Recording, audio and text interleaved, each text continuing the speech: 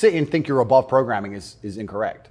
What you have to do is sit and say, does the person who's programming genuinely have my best interests at heart? What do they want me to believe? Why do they want me to believe it? What happens if I believe what they want me to believe? Where does this lead? That's all we can do. We're all programmed. We're all the sum of the 5 people we spend the most time with. Right.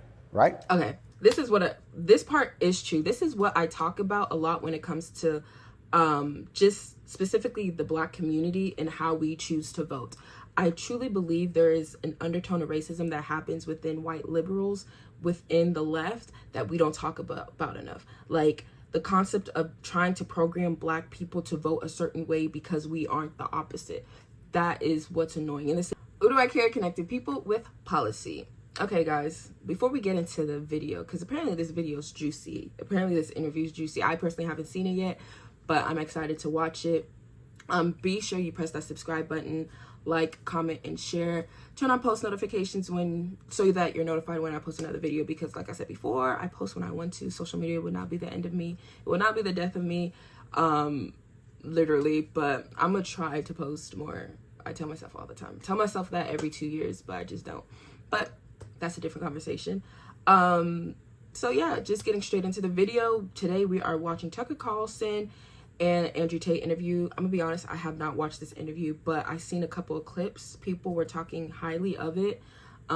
Me personally, I'm not like the biggest Andrew Tate fan, but I'm not his biggest enemy either. I just really personally don't care for him.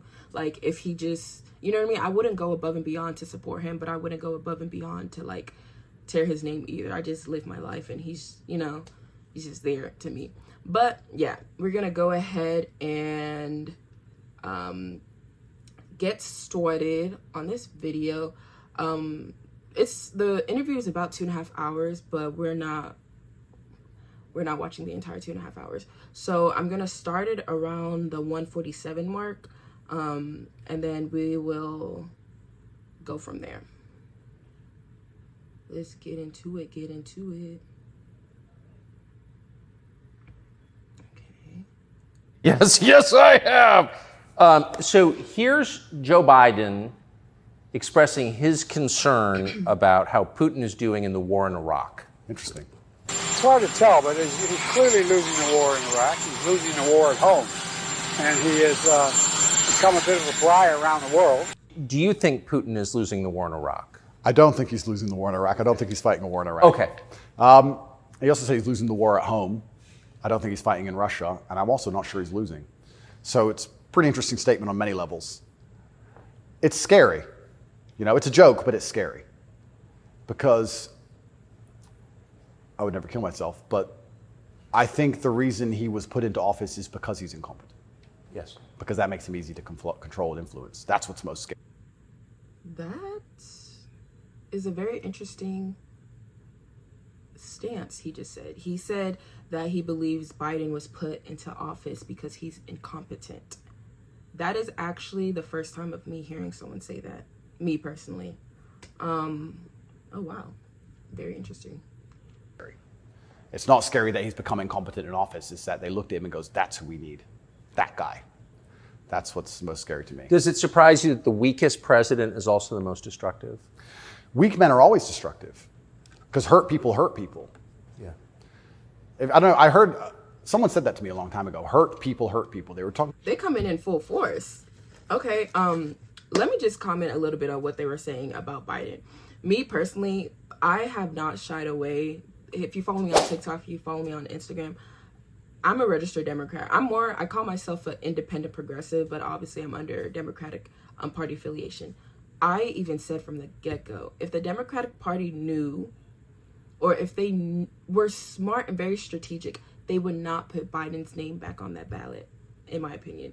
If you want a chance of keeping that executive position, and if you want to keep it blue, you can't put Biden back on the ballot. Like, I'm being so serious. Biden is not, I don't want to say he's not going to win. I can't say it confidently, but if it is a Trump and Biden battle again, the likelihood of Biden winning is going to be very slim.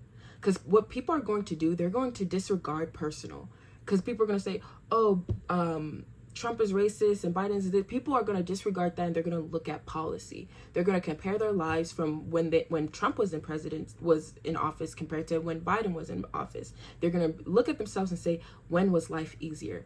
And honestly speaking, Biden has a run for his money if Trump is back on the ballot. Now, if the Democrats were smart, like I said before, they wouldn't have put Biden back on the ballot. They would have actually put a new face in the eyes of the people to get them ready for 2024. But hey, man, let me continue. About a relationship, and I said, that's true. If your heart's been broken, you're probably going to be a bit of an asshole and break someone's heart, hurt people. And then I thought, well, if you're a weak man and you're going through life and you don't have the strength and resilience to resist the trials and tribulations of being a man, and you're constantly hurt by everything, and you're constantly upset and depressed and sad because you're weak, how could you possibly do good? Hurt people, right? To do good, you have to be a good person to begin with, and to be a good person, you're virtuous, and you've gone through a lot of things that made you strong. This is what's mind-bending to me, that the idea that strong men are somehow bad. And it's the ultimate hypocrisy, because as soon as something happens, especially physically, as soon as a liberal is attacked, they call the police. Defund the police! Call the police. Don't be masculine! Police officer, please. They want a big, strong man. Okay, you gotta put this in context, because even when the whole concept of defunding the police came about, people actually really believe that, from my knowledge or my personal understanding, I think people think defunding police means take away all police, take away their paychecks. That's not what defund the police is, to my knowledge and to my understanding. Defunding police essentially just means to reallocate funds back into direct community services that will help and build people in the community. Like, that goes to mentorship programs, that goes for after school programs and so forth. So a lot of people weren't just saying, oh, defund the police, like it's an aesthetic or something. They were essentially just saying, let's look at the amount of money that we're putting into like police cars, police vehicles, police uniforms and so forth, and let's see if we can reallocate some funds so that it can come back to the community. But that's just a little background. But he does make a good point here, though, as far as, let me play it. With a gun. I'm talking too much, y'all. Guns are bad. They want him to have one, right? So the ultimate hypocrisy on every level is absolutely and utterly insane. At the base realities of humanity, the absolute base reality, strength in men is respected and wanted. And I think that the closer you get to unfortunate circumstance, the closer you get to reality. They go hand in hand. And then everyone's looking for the strong men. So strong men should always lead, I believe. And for a longest period of human time, that's how society functioned. The strongest men led. But in the Western world now, that doesn't seem to be the case anymore. And weak men are emotionally led. They're not particularly stoic. They're impulsive. And I would say that the most heinous acts, perhaps, that happen in modern society today are purported and committed by weak men. I don't think a school shooter is a strong man. I think it's a weak man. I think it's a man who's been picked on, got butt hurt, is upset, girls don't like him, never learned any emotional control. He's the kind of person who does exactly what the TV tells him to do. Act out your feelings. Cry when you want to cry. Well, now he's angry, so now what? You told him to act out his feelings. What do you expect him to do? I think that weak men do the worst things. I think weak men hurt women. I think weak men rob stores because they don't want to wake up and work hard and go to work and do it the honorable way. It's a weak man who goes and steals. Something that I really applaud. Ooh, excuse me, y'all. Drinking kombucha. Something that I will say that I really applaud is his level of bluntness and his level of boldness of actually saying what he truly believes. Because I feel like a lot of times people nowadays, they like to sugarcoat what they say or sugarcoat like how they say it, but he's very like blunt and very like straightforward. Even though some of the things that he said in the past, like I'm just like, dude, really could have said it more respectful or whatever. But just based off of this interview, I like how like straightforward and bold he is, and not weak man who beats the shit out of a girl. There's a weak man at school who shoots up a school. This is all weak men stuff. And society as a whole is telling men to be weaker and weaker, saying it's somehow the solution to everything because being a man is toxically masculine. Being a strong man is bad. It's toxically masculine. To be a good man, you have to be a very weak one. Well, look at the most heinous acts that are committed in society. Show me a strong, honorable, virtuous man of principle who's doing any of this stuff. So weak men commit the atrocities in this world. Absolutely they do. And It's weak men who also attack anybody of virtue, because I think when you're weak, you're intrinsically unhappy. Yeah. I don't think as a man you can be happy if you're weak. I think happiness and strength go hand in hand. Yes. I think that's how we're supposed to be, right? Even strength of mind, strength of conviction, strength of something. If you're weak, you're going to be miserable. So I do find satisfaction in the fact that most of the men who truly dislike me are miserable and weak. And also, like I said earlier about women being gatekeepers, women are fantastic. So something that I'm a little bit confused on is that when he's speaking about strength and weak men, it sounds like in the beginning he was, I don't know if he's talking about physically, because like he makes a point if you're talking about mentally. If you're talking about, like, I don't know, I'm kind of confused on this point, because like he has solid points when you're talking about being mentally strong. You have to be in a certain mental, like, I don't know what's that word, capacity or mindset. But if you're talking about like physically weak or like physically like navigating someone's strength based off that, then that's, I don't know, because he just said physically and mentally weak. I don't know, but they're they're like a barometer for society. I would say you can measure the strength of a society or the virtue of a society or how decayed a society is largely by the actions of many women. I'd like to argue that point. I can argue that point in many different ways. But women really want their man to be strong. Of course. They will punish you for being weak. And I'm not saying you can never cry to your woman. I'm not saying you can never open up to your woman. But there's going to become a time where she expects you to just be capable. There's a problem. Okay, rewind, fast forward. Now I see what he's saying. Because he is talking about more, he's talking more about, less about physical, more about mental. Because when he says women would like your man to be strong, they want you, because a lot of times as women, I wouldn't say me personally, but have friends, obviously, when they're down and when they're sad, they want that emotional support that can help them and build them up and so forth. Even in like relationships and marriages, when like you don't know how you're going to pay your bills the next month or whatever, like a woman sometimes look towards a man for that mental support. And I think what he's saying is that sometimes as men, we have to I said we, not me. Sorry, guys. Sometimes as men, I low-key kind of disagree with it. I feel like what he's saying, sometimes as men, you have to be able to be that strong one in the relationship, which I get. But then again, it's like, I feel like we can't put so much emotional pressure on our men either, because we have to realize y'all are humans just like us. Like, yes, when it comes to like that emotional scale, we are physically designed in a way to be more of what's that word, more of the emotional human beings. But we also have to keep in mind that men are humans too. So I see, like, this is me actually trying to understand him, even though, yeah, this is me actually trying to understand him. Like, I see what he's saying, but I also disagree with some of the things, because men are human too. Y'all maneuver, y'all have flesh like we have flesh, y'all have emotions as well. So I don't know, I think sometimes we put too much pressure. And even if you don't know how to fix it, your job as a man is to say, I'll handle it. Even if you have no money and no hope, and to go find a way to fix the problem. If you're weak and go, I don't know, okay, she becomes very resentful towards you.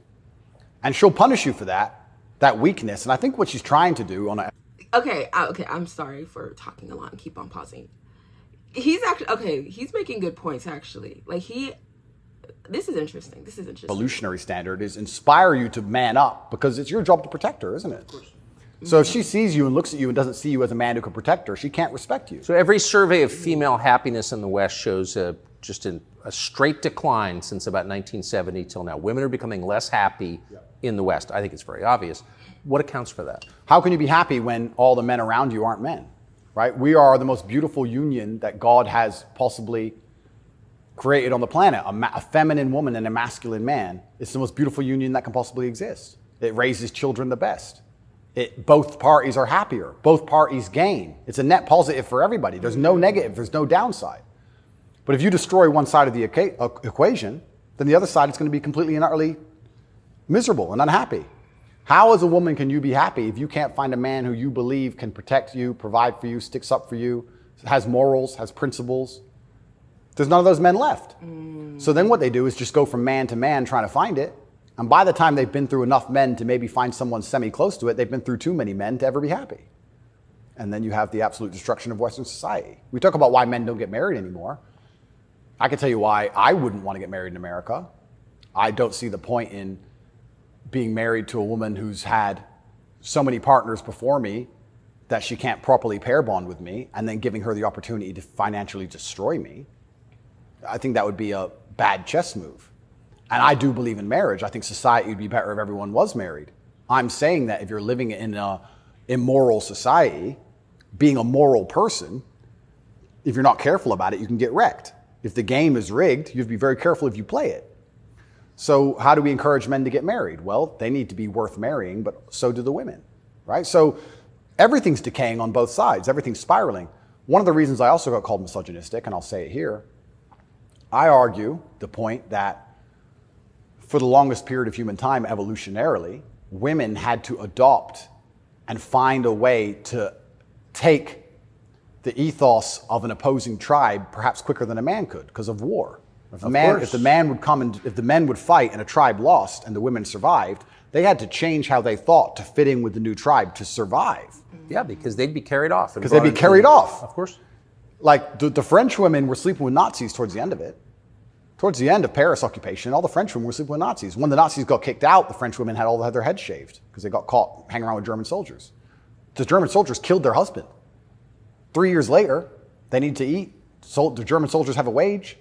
He's handsome. It's amazing how quickly they can adapt. And that's for their own survival. That's fantastic. But then if you extrapolate that out and you understand that to be true, then you also understand that women are more susceptible to programming to a degree. Ooh. I got called message. I feel like this is like just me watching this, like this is what life, like this is the beauty in life that I feel like people fail to realize.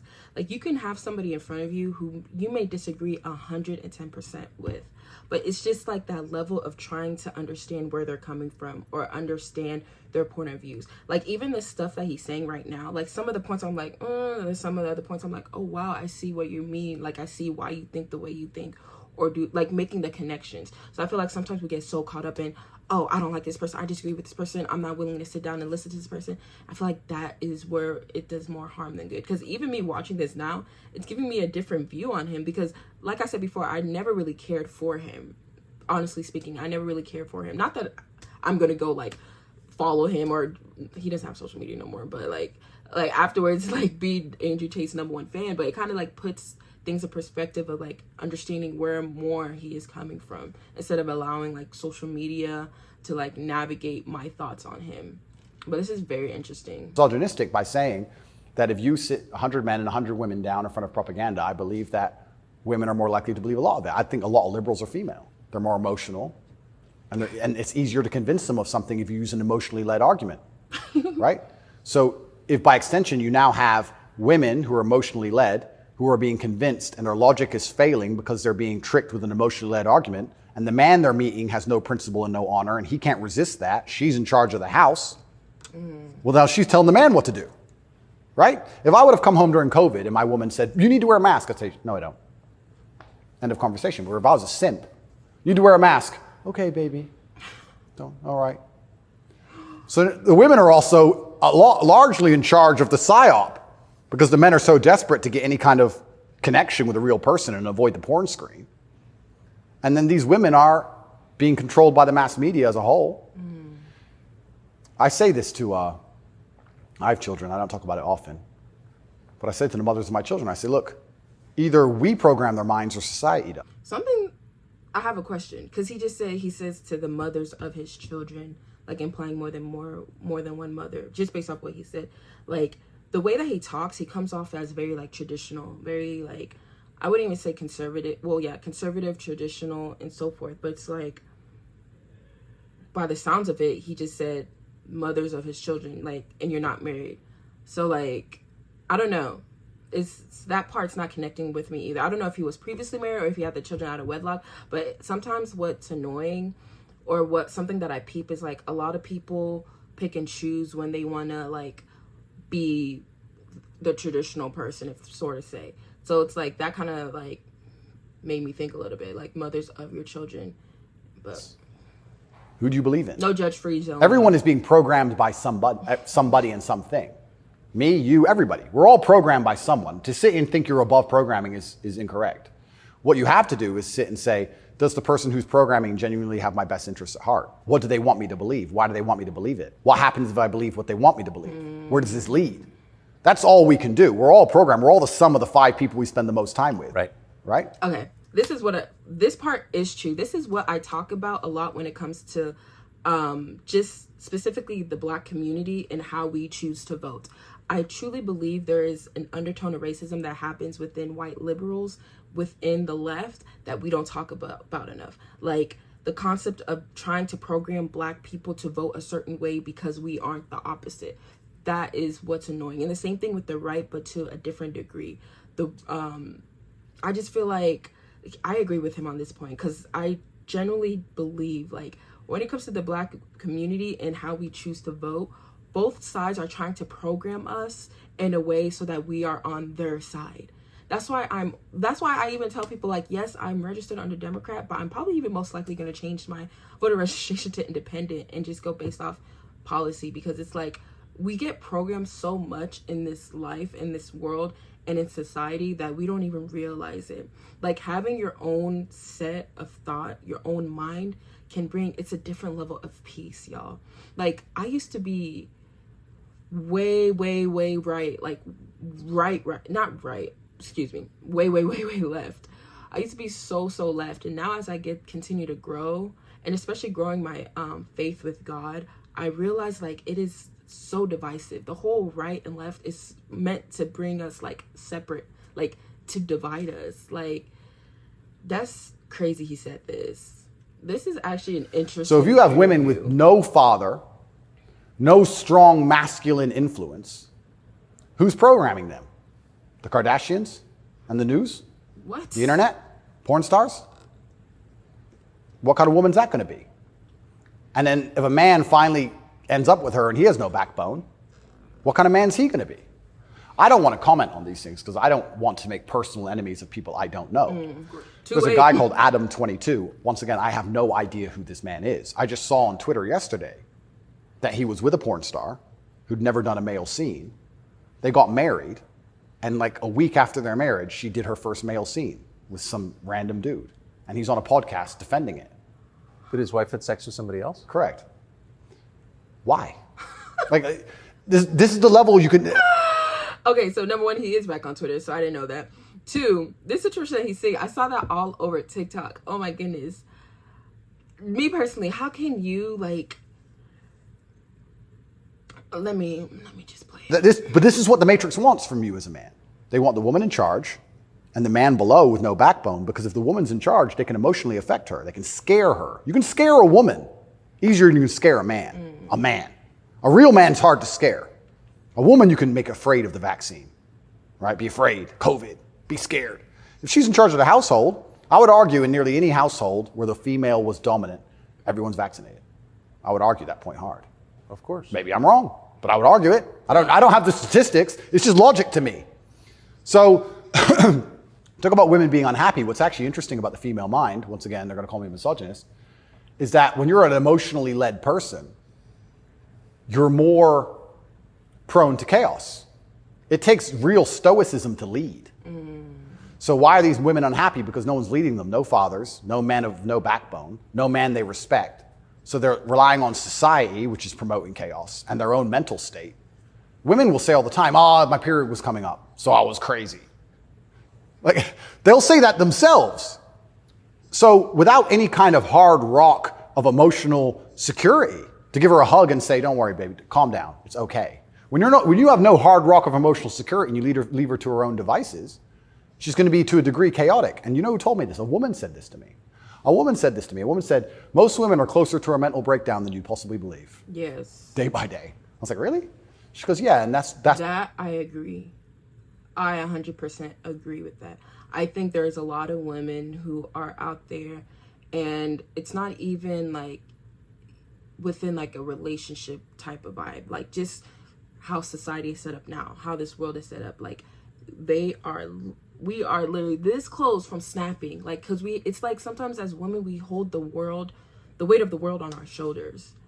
And I see what he's saying too, and I know he's not trying to blame the woman, because he was speaking from a position of how men have to now navigate themselves to prevent women to be the way that they are. But it's like, it's so easy to just, it's easier said than done, because it's like, I don't know, but that 100% agree with. Like, women, not even only women, people in general, like, I don't know what's in the air, but people are about to snap. What I love about my husband, he makes me feel happy and secure and safe. If I'm starting to have a problem, I know I go to him and he makes me feel safe. He's my rock. There's a woman said this to me a long time ago. Yes. So why are women miserable? Because where are they going to get their happiness from? Where are they going to get their emotional stability from? It's not their job. I don't believe it's a woman's job to be emotionally stable. I wouldn't say women are miserable, though. Well, I can't speak for all women. Me personally, my happiness and peace comes from God. Like, my relationship with Christ, he's my foundation in every and anything. So my happiness is never going to go away, because my happiness is in, I put my happiness in what is everlasting, and that is God. So when you put your happiness in things that are tangible, like men, money, power, those are tangible. You can have money today and it'll be gone tomorrow. You can have a man today, it'll be gone tomorrow. Like, you can't put your happiness in that. You can't put your peace in that. So I feel like it's important to put your happiness and peace in something that is greater than yourself, which is God. Jesus Christ, your Lord. It's a woman's job to do many other very important things that men can't do. More important. They're better than men at a lot of things, women are. But it's our job to be emotionally stable. Women are better than us at certain things. We're better at other things. And that's why as a team we're so powerful. To sit and pretend we're all the same the whole way through, then why do we even need each other anymore? Oh, yeah. Well, I don't think we do. Exactly it. And this is why we have birth rates declining, porn, women who are running around sharing one man with no intention of having children, marriage is gone. Like, where do we think this is going to end? And what's interesting about It ends with... But we also, sorry, I'm looking back to making sure it's still recording. But we also have to put it in context too, because number one, birth rates are going down. Me, I'm in my early 20s. So I used to want kids by the time I'm 25, 26. By the way it's going, that's not going to happen. Number one, this economy is horrible. Like, people aren't in a rush to bring kids into this world. Like, my parents and their parents, they were popping 9 kids, 9, 10 plus kids. Now people are having 1, maybe 2, 3 kids. Like, the world we live in is just a completely different world. Like, you have to put that in context. Like, yes, you can say men, they lack in A, B, and C type of areas that result in D, E, F, but there's a whole world around it that plays a factor in, like, why things are the way they are currently. the training thing, right? Well, yeah, that's the ultimate. No, I'm serious though. Is it? I mean, if there's no, scrambling the idea of the gender binary of sex differences, like that is kind of the end point, isn't it? Well, the end point is, men are the same as women, so it doesn't even matter. Right. I can be a woman today, be a man tomorrow. None of it matters anymore. I also think a large part of this transsexual movement, I think a large part of it is a deliberate attack on us and our senses, because they're trying to convince us to ignore our eyes. I do believe that is a bottom line. I think the bottom line of slavery are your own senses. Like, no matter what I'm told, that it's cold outside, I feel warm. That's the bottom line. So once they can convince you that your senses are wrong, well, then you're completely open for the slave program. Once you can look at something with your eyes and ignore your eyes, you're a prime candidate. So I think a lot of this has also something to do with that. You are going to say that's a girl. That's what you are going to say, because you have to. And if you say it long enough, you'll think it. And if you won't, your children will, because we'll tell them. So eventually, you're going to say it. And then it becomes true. Then you ignore your eyes. Now you'll believe anything, right? Till the next thing comes along. Now you'll believe all the people on the jets telling you about climate change. It's all an attack on the senses. That's low-key scary. So what he's saying with the whole trans movement specifically, I think I received a little bit backlash of this. I don't really talk about it a lot, because I feel like a lot of people use like LGBT as like the monuments of sin. And a lot of it comes like repetitive, but I don't talk about it a lot. But I did talk about it briefly, I think on my TikTok, and some people are upset, some people are not. Like, I generally don't care. I turn off post notifications anyway. I have a life outside of social media, like I said before.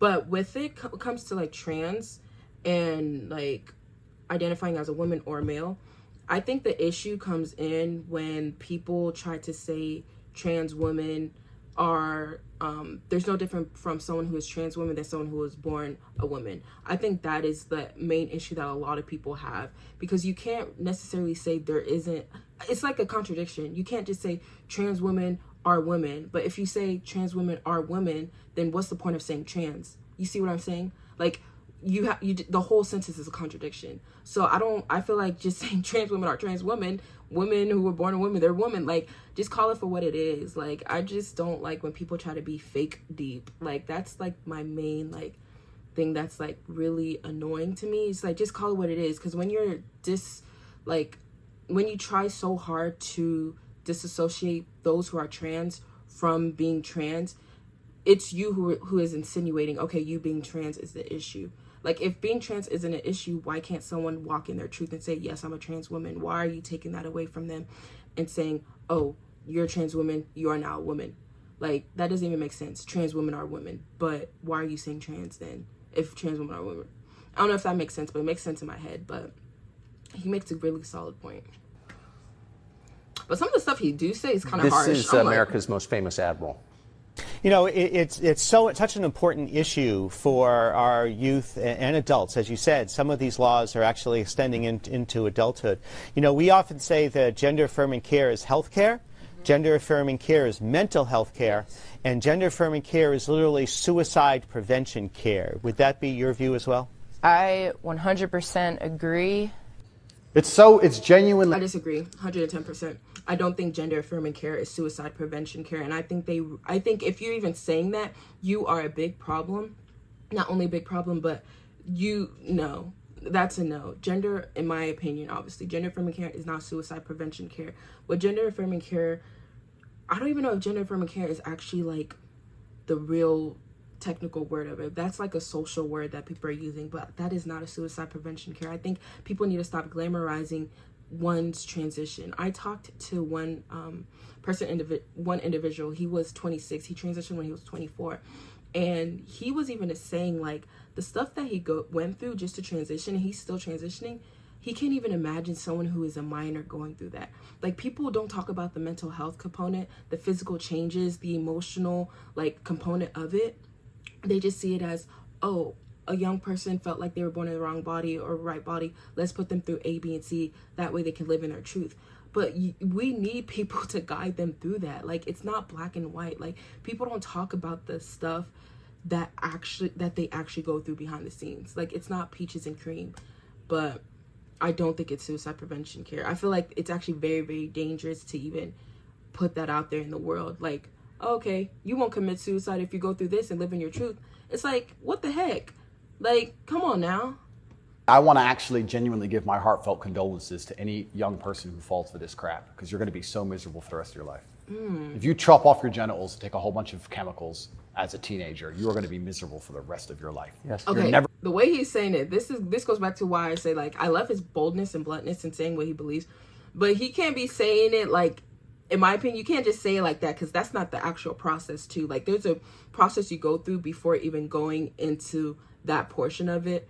But I see what he's saying as well. But like, yeah, I'm low-key laughing in my head, but I'm like, dude, come on, you can't just say it like that. Like, put it in context. You're going to be the person you want to be. But he's You're never going to be accepted as that person. You're never going to feel happy inside. That's what I'm saying. He's not if you fall for necessarily this, wrong. I genuinely feel sorry for you. That's the first thing I'm going to say. The second thing I'm going to say, I find it very interesting that the only surgery we call affirming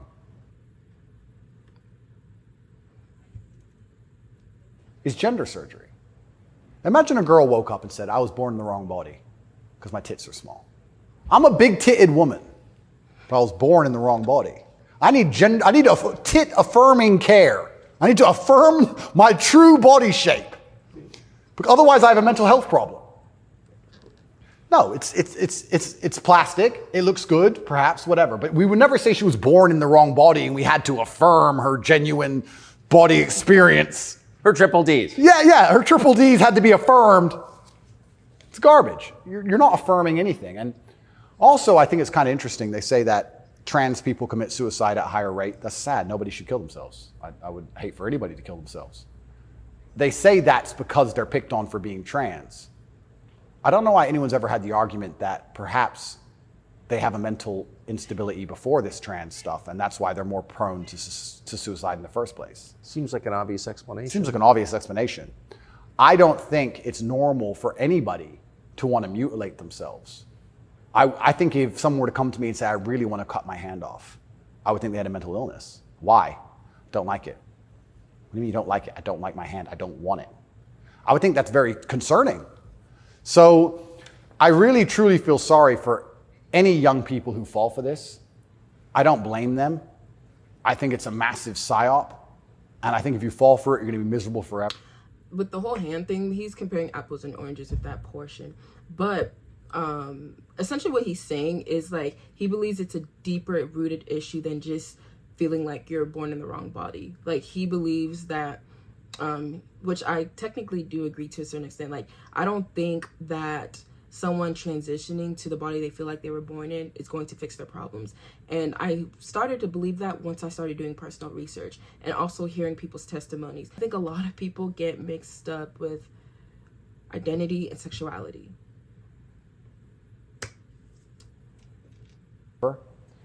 And one more point I'll make on this whole thing I found very interesting. I'm a professional fighter, so I spent a lot of time in Thailand when I was fighting. Kickboxing was big over there. And I've always thought, no one's ever mentioned that Thailand has a bunch of ladyboys, right? But if you say to a ladyboy, are you a man or a woman? She goes, I'm a ladyboy. What's that? I'm a man, but I'm a ladyboy. They don't see themselves as women in the real sense of I am female. Right. They don't want to compete against women in sports. They don't want to pretend they can have kids. They don't talk about having periods. They're like, oh, I'm a ladyboy. It's like kind of like an in-between. It's got its own thing. India has the same. Yeah, it's fine.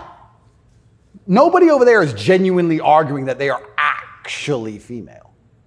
Only in America are we doing that. And that's what's the craziest thing of all. Even if you truly, truly believe you need to change gender and you truly believe it's the right path for you and you believe you're not being psyoped and you believe you're going to be happy and you believe you need to mutilate yourself, that's all fine. But then to come along with the hubris and arrogance to tell me that I have to pretend you're something you're not, Yes. biologically. That's right.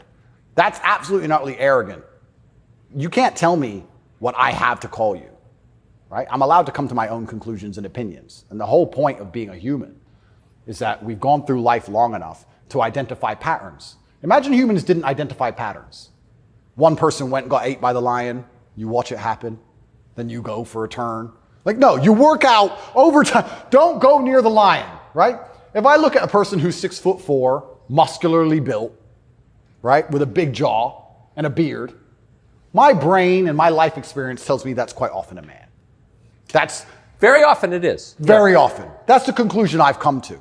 To come along and say, no, because I've decided to do X, Y, Z, you have to ignore all of the patterns you've identified throughout your entire life and everything you believe to be true. You have to throw away all the science and your entire worldview and everything. Any I'm propaganda. going to fast forward a little bit because I think he's made his point on that portion. I want to see if he talks about anything else. Feed them. The government doesn't care. They are yours and they're your problem and your responsibility. And you deal with all of the stress and all the worry of them being out late at night and all the responsibility of taking care of them. And you went through hell for them to exist. You don't owe their minds to anybody else.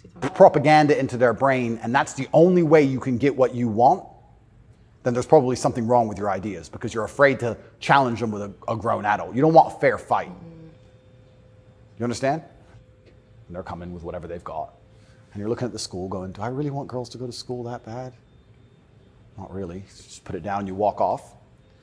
And this girl's like, yeah, but you know, it's really important. And I'm like, yeah, it is very important. I agree. Women should have education and right the education. Completely agree. But you're also saying here that men should die for it, which is fine. I'm not saying that that shouldn't be the case, but I'm saying that you should give men the respect they deserve for dying for your education.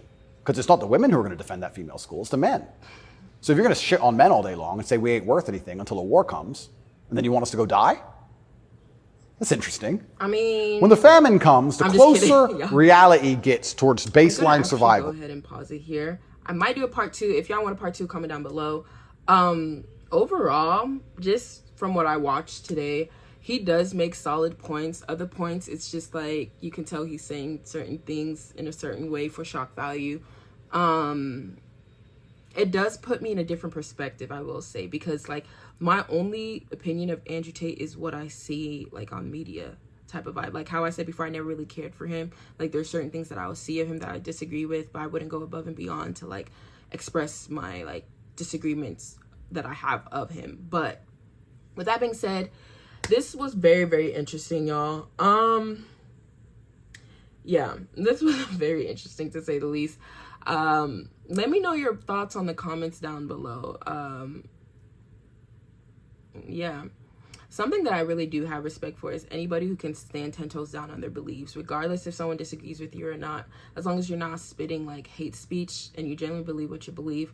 I have like, I applaud people like that, because that's how I see myself as well. Like if you ask me about something, I'm going to tell you my opinion. I don't really care about like the extra stuff. Like my opinion is my opinion. But thank you for watching, y'all. Please like, comment, and subscribe. Turn on post notifications to be notified when I post another video. If you have any videos specifically that you want me to react to, follow me on Instagram or just DM it to me or so forth. Let me know what y'all think down below. And yeah, thank you for watching. This is Urak, connecting people with policy. Deuces.